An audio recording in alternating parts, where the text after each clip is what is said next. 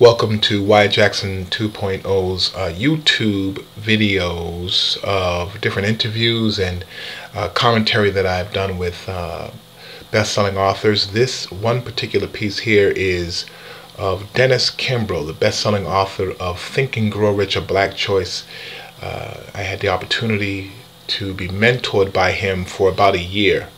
And one of the pieces that I did with him in my mentorship with him was, as a mentee, was to do a phone interview, something that I could record and have forever.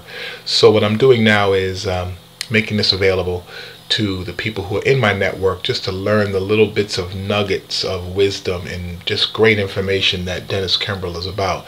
So sit back and enjoy this interview. Have pen and paper ready, because this brother is powerful. Best-selling author, has worked with everyone from Stevie Wonder to Quincy Jones to Destiny's Child, Beyonce, and he was my mentor for a year. So check this out and enjoy it, and looking forward to getting your feedback. Thanks.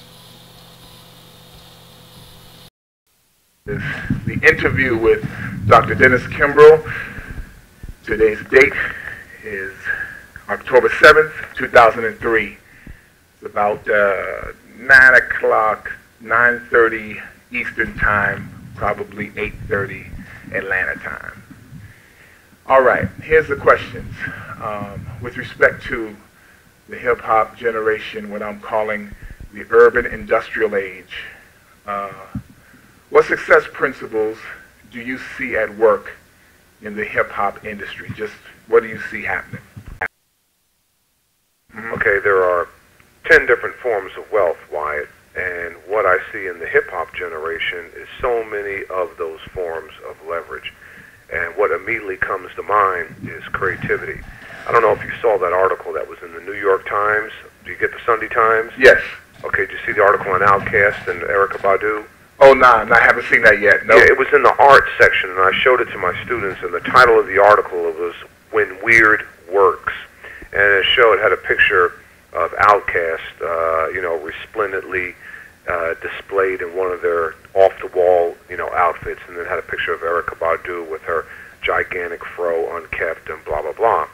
And it was somewhat misleading because when weird works, but they really talked, it was a lengthy article, a feature article, and you get down to the next to last paragraph, and it says it all. There's a quote from Erykah Badu that says, in so many words, she asked the question, are you afraid of change? And then she says, get with the program because change means dollars. So when you look at the 10 different forms of wealth and so many of these different forms the hip-hop generation displays, what immediately comes to mind is creativity. I mean, we are all, forget the hip-hop generation, but as individuals, we are all one good idea away from a fortune. As I tell my students, Wyatt, yeah, I'm glad that you're getting an A in cost accounting and managerial accounting, and you're acing intermediate statistics, all the rigorous and, very tough courses.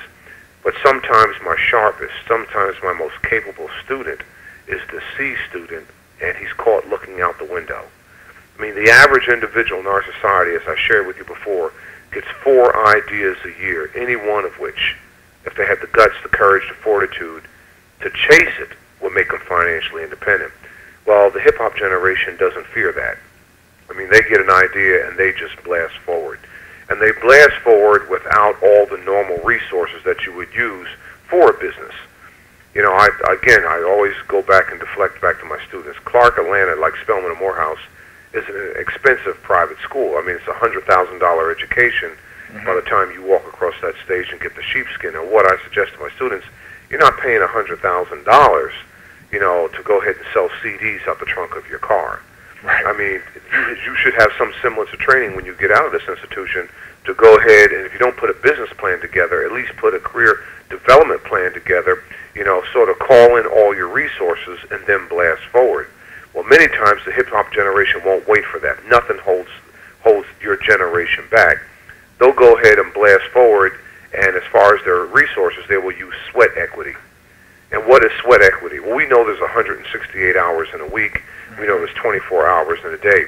It's the time and the effort that you don't use on the job and task at hand that makes the hip-hop generation guys rapping. Well, what do they do for a living? Well, they're security guards. How many hours a day do they work? 8 to 10. Well, what are they doing in the 12 to 24? You know, they're using sweat equity to go ahead and push their dream forward. And your generation has mastered that. Wow. Okay. Well, that sums up that question, bro.